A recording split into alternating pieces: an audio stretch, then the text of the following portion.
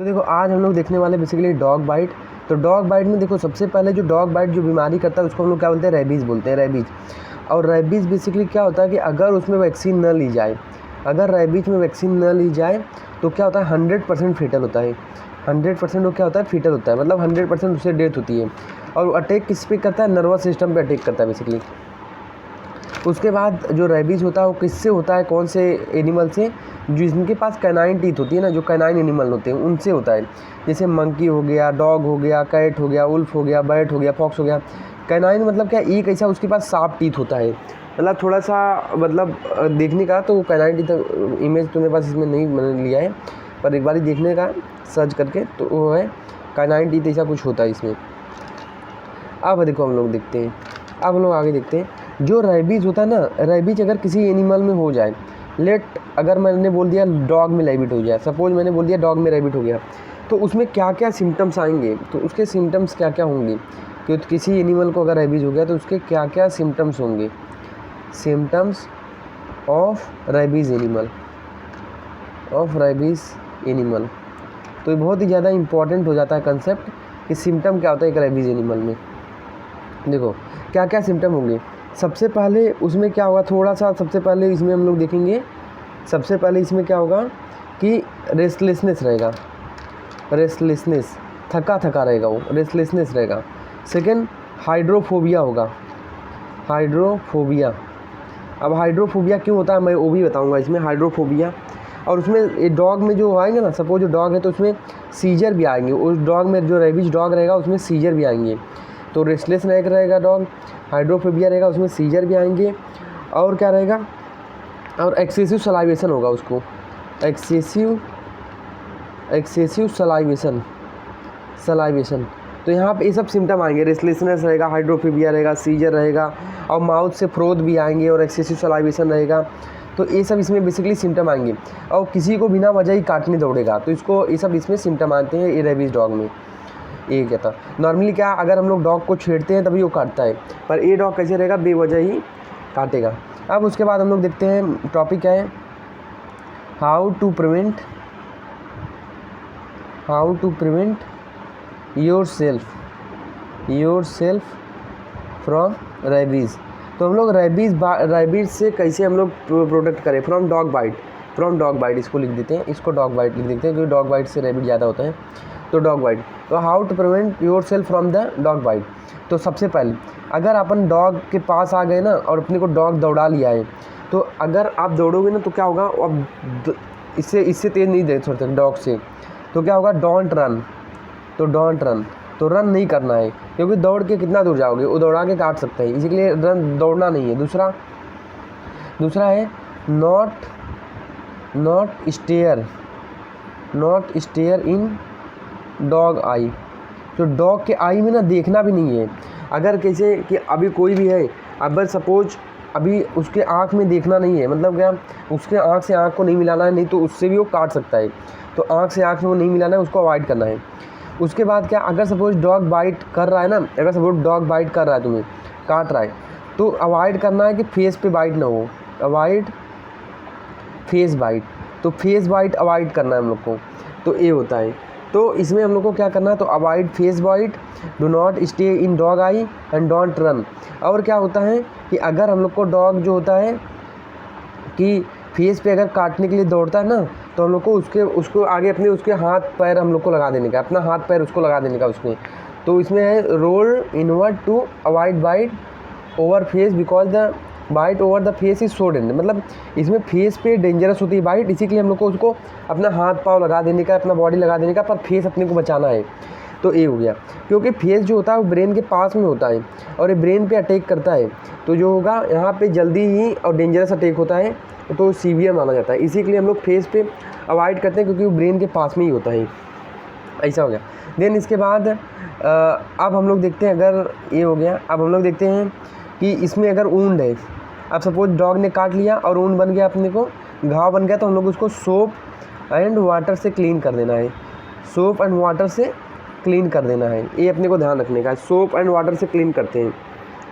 और क्या होता है कि अगर हम लोग सपोज वो पेशेंट जो होता है मर जाता है, तो अगर उसका हम लोग बॉडी का एग्जामिनेशन करते हैं, जिसको हम लोग बोलते हैं एटॉप्सी, तो उसमें बेसिकली क्या होता है, हम लोग को निग्रीस बॉडी मिलती है ब्रेन में निग्रीस बॉडी मिलती है। ब्रेन में क्या मिलता है, निग्रीस बॉडी मिलता है। तो अगर कोई पर्सन जो होता है वो डॉग बाइट से मर जाता है तो उसका एक बहुत ही ज़्यादा स्पेसिफिक फाइंडिंग होती है पोस्टमार्टम में कि उसको क्या मिलता है, बेसिकली निग्रीस बॉडी। तो इसका कोई वहाँ पे इन्वेस्टिगेशन हम लोग नहीं कराते, पर पेशेंट में सिम्टम आता है वो साइन सिम्टम के बेसिस पे हम लोग करते हैं इसको। पर जब मर जाता है तो उसमें हम लोग पोस्टमार्टम में इसको क्या मिलता है, निग्रीस बॉडी मिलता है। तो ये समझ गया। देन इसके बाद हम लोग आगे देखते हैं कि जो ऑटोप्सी हो गया, उसके बाद हम देखो एक होता है, इसमें 2 वैक्सीनेशन होता है, एक एक्टिव वैक्सीनेशन होता है, एक एक्टिव वैक्सीनेशन होता है। एक्टिव वैक्सीनेशन का मतलब क्या होता है कि हम लोग इसमें क्या होता है, एंटीबॉडी यहाँ डाल देते हैं। सबसे पहले इसमें क्या होता है, एंटीबॉडी होती है, बॉडी बनाती है। इसमें हम लोग प्रोटीन डाल देते हैं, इसमें रेबीज का जो वैक्सीन है वो डाल देते हैं और धीरे धीरे बॉडी क्या करके एंटीबॉडी बना लेती है। और पैसिव इम्यूनाइजेशन किस में करते हैं, पैसिव इम्यूनाइजेशन पहले पैसिव इम्यूनाइजेशन एक इसमें करेंगे, एक्टिव इम्यूनाइजेशन जिसमें माइनर बाइट है उसमें करेंगे। और पैसिव इम्यूनाइजेशन मतलब क्या, अगर फेस पे बाइट हो या फिर डीप पे बाइट हो ना, बहुत डीप बाइट है तो हम लोग पैसिव इम्यूनाइजेशन करेंगे। क्यों, क्योंकि इसमें जो है इन्फेक्शन फैलने का चांस बहुत जल्दी होता है, तुरंत होता है। एक्टिव वैक्सीनेशन माइनर बाइट में इसलिए देते हैं क्योंकि क्या होता है, माइनर बाइट में सिम्टम आने में टाइम लगता है और इन्फेक्शन ब्रेन तक जाने में टाइम लगता है। इसी के लिए हम लोग एक्टिव इम्यूनाइजेशन से काम हो जाता है कि बॉडी तब तक एंटीबॉडी बना देगी इन्फेक्शन पहुँचने के पहले। और पैसिव इम्यूनाइजेशन इसलिए करते हैं क्योंकि इन्फेक्शन बहुत जल्दी ट्रेवल करता है, इसीलिए फेस बाइट है या फिर डीप बाइट है, इसीलिए हम लोग इसमें डायरेक्टली मेड एंटीबॉडी देते हैं। इसमें डायरेक्टली मेड एंटीबॉडी हम लोग देते हैं। क्यों, क्योंकि इसमें क्या होता है, फेस बाइट और डीप बाइट है तो इन्फेक्शन जल्दी पहुंच सकता है ब्रेन तक, तो इसलिए डायरेक्टली मेड। पैसिव इम्यूनाइजेशन मतलब डायरेक्टली मेड एंटीबॉडी। अब एक गया। अब हम लोग देखते हैं डिग्री ऑफ एक्सपोजर। तो डिग्री ऑफ एक्सपोजर, तो जो डॉग बाइट होता है उसमें कितनी डिग्री होती है बेसिकली। तो इसमें इसका इंक्यूबेशन पीरियड सबसे पहले अभी डिग्री ऑफ एक्सपोजर ही देख लेता हूँ। तो देखो डिग्री ऑफ एक्सपोजर में इसमें 3 डिग्री होती है। सबसे पहले कैटेगरी 1, उसके बाद कैटेगरी 2, उसके बाद कैटेगरी 3। तो कैटेगरी 1 मतलब क्या होता है कि इसमें only touch to skin, only touch to skin, वो सिर्फ स्किन को टच करेगा, only touch to skin, only touch to skin. या फिर बेसिकली क्या रहेगा, यहाँ पे स्किन पे लीक हो गया, सपोज स्किन पे क्या हो गया, ये कैटेगरी 1 ही बता रहा हूँ मैं, स्किन में लीक हो गया, लीक ऑन स्किन, तो लीक ऑन स्किन। तो ये सब में क्या होता है, no vaccination required, no vaccination require. मतलब क्या, अगर जो है स्किन में कोई घाव नहीं है और जस्ट स्किन पे पूरा उसका सलाइवा लीक हो गया है या फिर ये हो गया, स्किन पे लीक हो गया सलाइवा, तो उसमें हम लोग उसको हम लोग कैटेगरी 1 में लेते हैं, उसमें वैक्सीन की ज़रूरत नहीं पड़ती। दूसरा होता है कैटेगरी 2, दूसरा होता है कैटेगरी 2। अब कैटेगरी 2 में क्या होता है, माइनर बाइट हो गया, ये इसमें हो गया क्या, माइनर बाइट हो गया। दूसरा क्या हो गया, नीबल्स हो गया, मतलब नीबल्स हो गया। तीसरा इसमें क्या हो गया, स्क्रैच लग गया है, सपोज उसने क्या किया, स्क्रैच लग गया उसके पंजे से। तो याद रखना पंजे से भी होता है, याद रखना पंजे से भी होता है। अगर उसका जो पाँव का पंजा है, जो उसका नाखून है, अगर वो उससे स्क्रैच कर दे तो उससे भी रेबीज हो सकता है। तो नीबल्स हो गया या फिर स्क्रैच हो गया या फिर माइनर बाइट हो गया। तो इसमें ओनली हम लोग क्या करते हैं, एक्टिव इम्यूनाइजेशन करते हैं। इसमें हम लोग एक्टिव वैक्सीनेशन करते हैं, एक्टिव इम्यूनाइजेशन हम लोग करते हैं। अब कैटेगरी 3 हो गया। तो कैटेगरी 3 किसको बोलेंगे, जब बाइट है डीप बाइट हो या फिर फेस पे बाइट हो। तो इसमें हम लोग क्या करते हैं, या फिर जो है ऊंड है, अगर कोई ऊंड है, घाव है, उस पर उसने क्या किया, स्क्रैच कर दिया हो, कोई ऊंड है और उस पर इसने स्क्रैच कर दिया, तो इसमें हम लोग क्या करते हैं, एक्टिव इम्यूनाइजेशन तो करते ही हैं, प्लस पैसिव वैक्सीनेशन भी करते हैं। एक्टिव वैक्सीनेशन और पैसिव वैक्सीनेशन दोनों हम लोग करते हैं। तो एक्टिव इम्यूनाइजेशन और पैसिव इम्यूनाइजेशन हम लोग दोनों करते हैं, ये अपने को ध्यान रखने का है। अब हम लोग आगे देखते हैं कि सबसे पहले यहाँ पे इसका इंक्यूबेशन पीरियड जो रहेगा ये 5 से लेके 2 ईयर तक हो सकता है और कभी कभी तो 10 साल तक चला जाता है, डिपेंड करता है कहाँ पे बाइट हुआ ये। अब हम लोग इसका क्लिनिकल फीचर्स देखते हैं। तो क्लिनिकल फीचर्स हम लोग इसका देखेंगे भी। तो क्लिनिकल फीचर में जो सबसे पहले वहाँ पे जो बंदा होगा, सबसे पहले वहाँ पे एक और इम्पॉर्टेंट सिम्टम मिलता है, हाइड्रोफोबिया। अब यार हाइड्रोफोबिया क्यों मिलता है जानते हो क्या, क्यों? क्योंकि यहाँ पे ईसोफेगस जो होता है ना, ईसोफेगस की मसल में कॉन्ट्रैक्शन होता है। ईसोफेगस, जैसे वो पानी पिएगा ना वैसे ही उसके ईसोफेगस के मसल में कॉन्ट्रैक्शन होने लगता है। इसी के लिए क्या होता है, वो पानी पीने को अवॉइड करता है। तो क्योंकि ईसोफेगस जो होता है वो मसल में कॉन्ट्रैक्शन होता है, इसलिए क्या होता है, अवॉइड करता है, क्योंकि मसल कॉन्ट्रैक्शन होगा तो वहाँ पे उसका डेथ होने का चांस होता है। इसी के लिए क्या होता है, ईसोफेगस में कॉन्ट्रैक्शन होने न हो, इसी के लिए वो पानी नहीं पीता। और क्या होता है, इसमें सीजर आते हैं, सीजर, यहाँ पे इरिटेबिलिटी, जो रेबीज डॉग में सिम्टम्स है ना वही इसमें भी दिखेंगे। सीजर, इरिटेबिलिटी, रेस्पिरेटरी अरेस्ट हो सकता है, वहाँ पे रेस्पिरेटरी अरेस्ट हो सकता है। उसके बाद पैरालिसिस, क्योंकि ये ब्रेन को अफेक्ट करता है, तो यहाँ पे ये सब सिम्टम दिखेंगे। ये सब सिम्टम क्यों दिख रहे हैं, seizure, irritability, hydrophobia, respiratory paralysis, क्यों? क्योंकि बेसिकली क्या हो रहा है कि ये, और जो बंदा रहेगा वो थोड़ा एग्रेसिव रहेगा, एग्रेसिव, जैसे डॉग होते हैं ना डॉग, वैसे वो एग्रेसिव हो जाएगा। जैसे डॉग पागल होकर एग्रेसिव हो जाता है वैसे ये भी हो जाएगा। उसके बाद ऑटोप्सी में, अगर इसका ऑटोप्सी हम लोग करते हैं इसमें, तो हम लोग इसमें निग्रीज बॉडी मिलती है।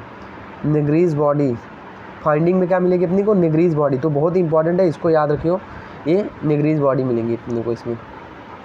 अब हम लोग देखते हैं मैनेजमेंट। तो इसका जो मैनेजमेंट होता है इसलिए इसमें कैटेगरी 1 में तो नो वैक्सीनेशन, कैटेगरी 2 में ओनली एक्टिव वैक्सीनेशन। तो कैटेगरी 2 में जो रहेगा, कैटेगरी 2 में ओनली एक्टिव वैक्सीनेशन होता है। तो देखो इसका डोज क्या होता है, इसका 5 डोजेज होते हैं, 5 डोजेस। तो इसका 5 डोजेस होते हैं, 5 डोजेज होते हैं। तो 5 डोजेज में सबसे पहला 0 डे, मतलब जिस दिन लगा, फिर 3 मतलब जिस दिन काटा उस दिन। तो इसका मैं इधर पे बताता हूँ मैनेजमेंट। तो देखो इसको याद करने का तरीका क्या है, 0, 37, 14, 28, 0, 37, 14, 28। तो अभी देखो ये 0 दिन मतलब क्या, एज अर्ली एज पॉसिबल, जब कुत्ते ने काटा है तुरंत जाके जल्दी से लगा लेने का, तो उसको हम लोग बोलते हैं 0 दिन।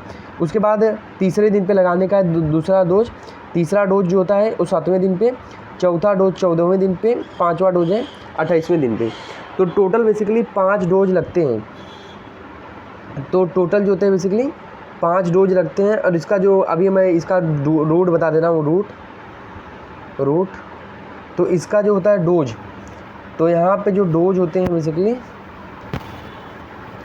यहाँ पे डोज मैं बता रहा हूँ।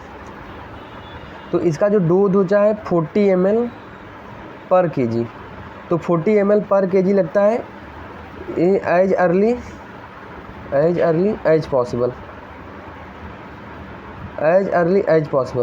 तो 40 ml पर kg as early as possible उनको लगा देना है, या फिर और 40 इंटरनेशनल यूनिट पर kg हम लोग को लगाने का है। ये अपने को ध्यान रखने का, एक्टिव इम्यूनेशन।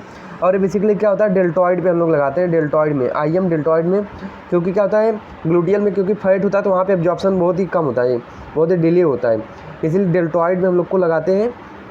डेल्टॉइड में IM रूट से लगाते हैं, डेल्टॉइड IM रूट में लगाते हैं। डोज उसका होता है @ 40 ml पर kg, या फिर 40 इंटरनेशनल यूनिट पर kg। अब हम लोग देखते हैं, अब आगे देखते हैं। तो यहाँ पे एक तो एक्टिव इम्यूनाइजेशन हो गया। अब हम लोग देखते हैं यहाँ पे कि अगर फेस पे काट लिया है सपोज, या फिर डीप बाइट है, तो क्या होगा, पैसिव इम्यूनाइजेशन। तो पैसिव इम्यूनाइजेशन हम लोग कैसे करते हैं, सॉरी 1 सेकंड लगता है, नहीं सॉरी, ये मैंने गलत बता दिया, सॉरी, ये डोज गलत बता दिया, ये डोज सॉरी, ये डोज गलत है इसका, ये डोज जो है ये गलत है, इसको थोड़ा सा गलत हो गया, सॉरी। तो इसमें जो डोज होता है ना, एक्टिव इम्यूनाइजेशन में जो डोज है वो मैंने गलत बताया। एक्टिव इम्यूनाइजेशन में जो डोज होता है 0.5 ml ओनली, 0.5 ml। तो एक्टिव इम्यूनाइजेशन में जो डोज होता है वो 0.5 ml होता है, और डेल्टॉइड में हम लोग देते हैं और IM देते हैं। अब हो गया पैसिव इम्यूनाइजेशन। तो पैसिव इम्यूनाइजेशन का डोज मैं बता रहा हूँ, वही तो मैं सोचा यार, क्योंकि मैं एग्जाम में 0.5 ml लिख के आया हूँ। पैसिव इम्यूनाइजेशन में बेसिकली क्या होते हैं, पैसिव इम्यूनाइजेशन मतलब डीप बाइट हो या फिर वुंड में स्क्रैचेस हो, तो उसमें हम लोग देते हैं। तो इसमें अभी जो बताया ना वही पैसिव का ही मैंने बता दिया था। इसमें क्या होता है 40 ml पर kg हम लोग देते हैं, 40 ml पर kg देते हैं, और 40 इंटरनेशनल यूनिट हम लोग इसको बोल सकते हैं पर kg। इसको हम लोग देते हैं एज अर्ली एज पॉसिबल। तो ये क्या होता है बेसिकली पैसिव इम्यूनाइजेशन में आता है। तो ये अपने को ध्यान रखने का, पैसिव इम्यूनाइजेशन का डोज है। अब हम लोग देखते हैं पैसिव इम्यूनाइजेशन। बेसिकली हम लोग क्या करते हैं कि ये हो गया।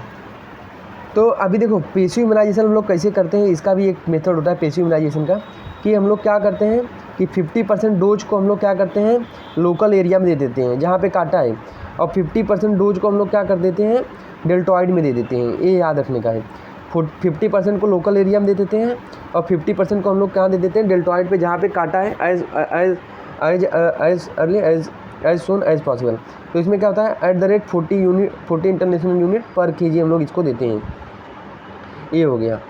अब देखते हैं, अब हम लोग ये हो गया, उसके बाद हम लोग देखते हैं आगे, ये अपना हो गया। उसके बाद हम लोग यहाँ पे टैबलेट और इन्फेक्शन न हो तो इसमें हम लोग टिटनेस का भी इंजेक्शन देते हैं।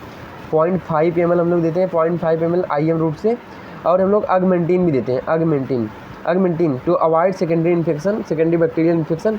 ये 625 mg हम लोग देते हैं। TDS हम लोग देते हैं 625 mg TDS हम लोग इसमें देते हैं। ये हो गया। अब हम लोग आगे देखते हैं, अब लोग लास्ट में एक और देखते हैं कि यहाँ पे प्री एक्सपोजर वैक्सीनेशन एक होता है। प्री एक्सपोजर वैक्सीनेशन मतलब क्या होता है कि कोई भी एनिमल, कोई भी ऐसा पर्सन है जो कि क्या कर रहा है, कोई भी ऐसा पर्सन है जो कि एनिमल के पास ज़्यादा रहता है, एनिमल से वो सराउंडेड है। जैसे कोई डॉक्टर हो गया या फिर जो एनिमल को संभालने वाले जो वर्कर्स होते हैं वो हो गए, तो उनमें हम लोग प्री एक्सपोजर वैक्सीनेशन हम लोग कर देते हैं कि रेबीज ना हो उसके पहले ये वैक्सीनेशन हम लोग उसको कर देते हैं। डॉग काटने से पहले एक्सपोजर कर देते हैं। तो इसका बेसिकली सिर्फ 3 ही डोज होता है, सिर्फ 0.3/7 पे देते हैं, और वही 0.5 ml हम लोग इसमें देते हैं। 0.5 ml IM रूट से हम लोग देते हैं इसका, 0.5 ml देते हैं IM रूट से, तो 0.3/7 पे। तो यार this is all about the dog bite. Hope समझा होगा। तो ये पूरा अपना जो था वो डॉग बाइट का था। तो ये याद रखना है, मैंने पैसिव इम्यूनाइजेशन का बता दिया था इसमें। तो ये हो गया। तो this is all about the dog bite.